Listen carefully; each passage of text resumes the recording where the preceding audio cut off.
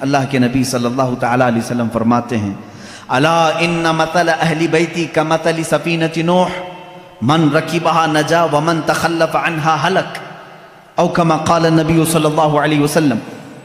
اللہ کے حبیب صلی اللہ تعالیٰ علیہ وسلم فرماتے ہیں خبردار میرے اہل بیت، میرے گھر والے، اہل بیت سمجھتے ہیں نا، میرے اہل بیت نوح علیہ السلام کی کشتی کی طرح ہیں۔ نوح علیہ السلام کی کشتی، آپ کو واقعہ معلوم ہوگا، پوری دنیا ڈوب گئی تھی مگر نوح علیہ السلام کی کشتی تیر رہی تھی۔ پہاڑ تک ڈوب چکے تھے، پانی میں پہاڑ تک ڈوب چکے تھے، لیکن نوح علیہ السلام کی کشتی پانی پر چل رہی تھی، اور اس کشتی میں جتنے لوگ تھے وہ محفوظ تھے۔ اب میرے آقا صلی اللہ علیہ وسلم کی حدیث سنو، فرماتے ہیں رسول کریم صلی اللہ علیہ وسلم میری اہل بیت، میرے گھر والوں کی مثال نوح علیہ السلام کی کشتی کی طرح ہے، جو ان کے ساتھ ہو گیا وہ نجات پا گیا۔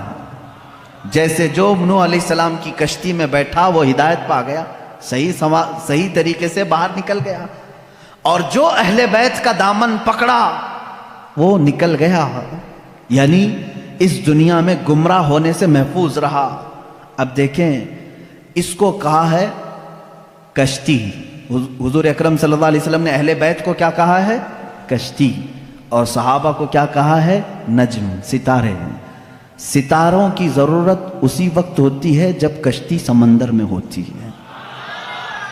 دونوں کی مماثلت دیکھیں، سمندر کے سفر میں۔ اب یہاں سے ایک بات سمجھ میں آئی کہ اگر تمہیں سمندر کا سفر کرنا ہے اور تم کہتے ہو صرف تارے دیکھ کر کے میں چلوں گا، ڈوب جاؤ گے۔ تمہیں کیا چاہیے؟ کشتی چاہیے۔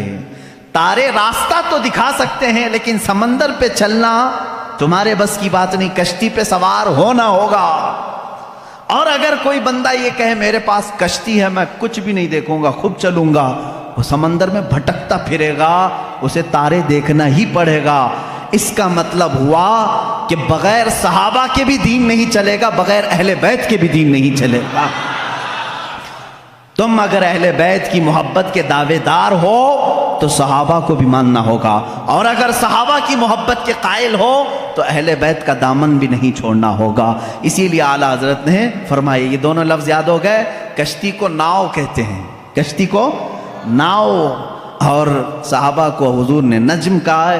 اعلیٰ حضرت فرماتے ہیں اہل سنت کا ہے بیڑا پار، اصحاب حضور نجم ہے اور ناؤ ہے اطرت رسول اللہ کی۔ یہ صرف ہم ہیں کہ ہمارے پاس صحابہ کی جماعت بھی ہے اور اہل بیت کی جماعت بھی ہے۔ ہم شیعہ رافضی بھی نہیں اور گستاخ صحابہ بھی نہیں، ہم اہل بیت کے دشمن خارجی بھی نہیں اور صحابہ کے دشمن شیعہ رافضی بھی نہیں۔ الحمدللہ ہم جہاں صدیق اکبر کی امامت کو تسلیم کرتے ہیں وہیں حیدر کرار کی ولایت کو بھی تسلیم کرتے ہیں۔ ہم جہاں سیدہ کائنات فاطمۃ الزہرا رضی اللہ تعالیٰ عنہا کو سلام اللہ علیہا کہتے ہیں، انہیں جنتی عورتوں کی سردار مانتے ہیں، وہیں ام المومنین عائشہ صدیقہ کا بھی احترام کرتے ہیں۔ یہ اہل سنت و جماعت ہے جو درمیانی راستے میں ہے۔